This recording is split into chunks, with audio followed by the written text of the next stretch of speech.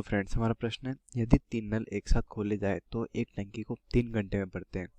एक नल अकेला इसे 10 घंटे में तथा दूसरा नल इसे 15 घंटे में भर सकता है, तो तीसरा नल इसे अकेले कितने घंटे में भर सकता है। हमें क्या दिया कि जो 3 नल है, माना कि 3 नल है, 3 नल ए बी सी है, ठीक है, ए बी सी है। जब तीनों साथ खोले जाते हैं तो क्या होता है, जब तीनों साथ खोले जाते हैं तो वो इस टंकी को 3 घंटे में भरते हैं। तो टंकी को भरने में लगा समय में दिया हुआ है, तो टंकी को भरने में दिया हुआ है कि 3 घंटे है, ठीक है, ये में दिया हुआ है। इसके बाद है एक नल अकेले इसे 10 घंटे में, यानी कि नल ए है, नल ए कितने घंटे में भरता है, 10 घंटे में, ठीक है। नल बी है, इसे 15 घंटे में भरता है। हमें ज्ञात करना है कि नल सी को इस टंकी को भरने में कितना टाइम लगेगा, ठीक है। तो एक नल है ए है, वो इस टंकी को 10 घंटे में भर सकता है। तो नल ए की क्षमता क्या होगी, नल की क्षमता होगी, नल एक ए की क्षमता हो जाएगी 1/10 प्रति घंटा, ठीक है, प्रति घंटा, यानी कि एक टंकी को 1 घंटे में उसका 10वां हिस्सा भर देगा, ठीक है। नल बी की क्षमता क्या होगी, नल बी की क्षमता हो जाएगी, वो 15 घंटे में भरता है, यानी कि 1 घंटे में वो टंकी का 15वां भाग भर देगा, यानी कि 1/15 भाग प्रति घंटा, ये उसकी क्षमता है। तो मान ले कि नल सी को उसको मान लेते हैं कि ये x घंटे में भरता है, तो नल सी की क्षमता कितना हो जाएगी, नल सी की क्षमता हो जाएगी 1/x प्रति घंटा, ठीक है। अब हमें दिया कि जो तीनों नल एक साथ खोले जाए, जब तीनों नल साथ खोले जाए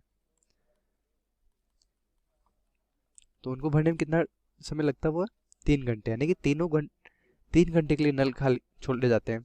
तो 3 घंटे में नल ए कितना भरेगा, वो 1 घंटे में 1/10 भाग भरता है, तो 3 घंटे में 3 गुणा 1/10 भाग भर देगा। जब नल बी है, वो 3 घंटे में 3 गुणा 1/15 भाग भर देगा, और नल सी है वो 3 गुणा 1/x भाग भर देगा, और पूरी टंकी कितनी है, 1 है, वो पूरी भर जाएगी, ठीक है। तो ये कितना हो जाएगा, ये 3/10 प्लस 3/15 प्लस 3/x बराबर हो जाएगा 1। तो यहाँ से 3 को बाहर निकाल लेते हैं, तो हमें क्या मिलेगा, 1/10 प्लस 1/15 प्लस 1/x, जो 3 है उसको इधर ले आते हैं, तो वो कितना बचेगा, 1/3 के बराबर, ठीक है। तो 1/x कितना हो जाएगा, 1/3 माइनस 1/10 माइनस 1/15। तो यहाँ से हमें क्या मिलेगा, 1/x बराबर ये हो जाएगा 30। तो यहाँ से क्या होगा, 10 माइनस 3 माइनस 2, ठीक है। तो ये कितना हो जाएगा, 1/x बराबर 10 में से 3 गए तो 7, 7 में से 2 गए तो 5, 5/30, यानी कि इसका मान कितना हो जाएगा, 1/x बराबर 1/6, यानी कि जो नल सी है, सी की क्षमता कितनी है, उस नल सी की क्षमता हो जाएगी 1/6 प्रति घंटा, यानी कि नल ए, जो नल सी है, टंकी को 6 घंटे में भर सकता है। तो हमें प्रश्न में क्या पूछा था, हमारा प्रश्न था कि जो तीसरा नल है वो इस अकेले इसे कितने घंटे में भर सकता है। तो हमारा आंसर क्या हो जाएगा कि तीसरा नल अकेले इस टंकी को 6 घंटे में भर सकता है। तो उम्मीद है आपको प्रश्न समझ आया होगा। धन्यवाद। प्यारे छात्रों, हमारा प्रश्न है कि जब एक भिन्न के अंश में 4 की वृद्धि की जाती है तो भिन्न में 2/3 की वृद्धि हो जाती है, तो भिन्न का हर क्या है। तो आइए हम इस प्रश्न को हल करते हैं। तो देखिए, माना भिन्न क्या है, माना भिन्न है x भाग में y, ये भिन्न है, ठीक है। अब प्रश्न में कहा है भिन्न के अंश में 4 की वृद्धि की जाती है, तो भिन्न के अंश में 4 की वृद्धि करने पर, भिन्न के अंश में 4 की वृद्धि करने पर, 4 की वृद्धि करने पर, ठीक है, करने पर प्राप्त नई भिन्न, क्या प्राप्त हुई,